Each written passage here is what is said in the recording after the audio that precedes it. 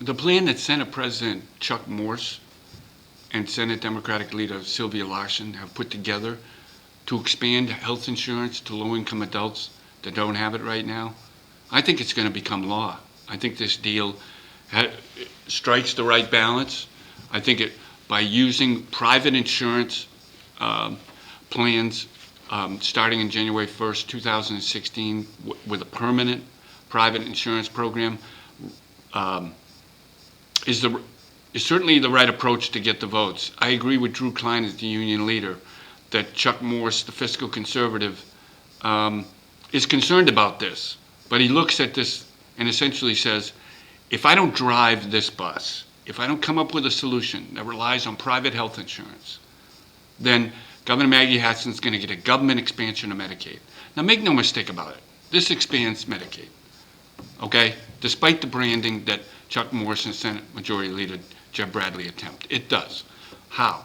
Because it takes federal Medicaid money and uses it to support the purchase of private insurance for these low-income adults.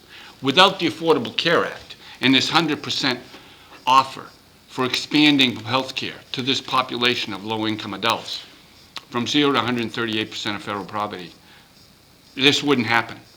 But let me tell you that in very conservative circles, there are some who are very unhappy with this. And I do believe that some Senate Republicans who vote for this are going to find Republican primary opponents against them. We saw it with the Rockingham County Republican Committee this past week that unanimously voted for a resolution that opposed this bill. The next night, the Manchester GOP took its turn and came to a same conclusion. Senate President Morse and Senate Majority Leader Jeb Bradley are taking head-on those critics and essentially saying that the uncompensated care, the free care and reduced care provided at hospitals is the biggest hidden tax in state history because it adds on to the health care premiums in New Hampshire. It's why New Hampshire health care premiums are the second highest in the country.